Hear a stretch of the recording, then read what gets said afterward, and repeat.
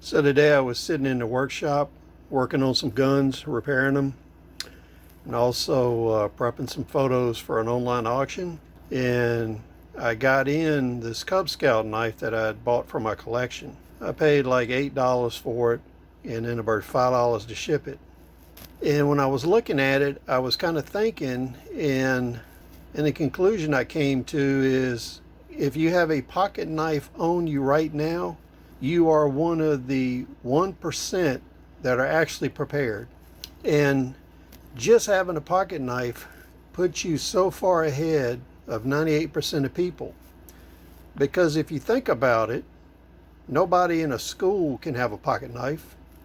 Nobody in a university can have a pocket knife. Nobody in a government building can have a pocket knife.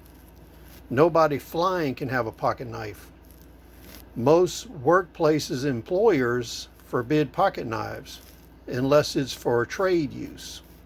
For instance, if you are a plumber, carpenter, or something like that, they may allow you to carry a knife.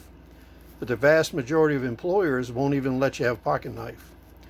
So if you think about it, just the possession of a pocket knife puts you ahead of 98% of other people.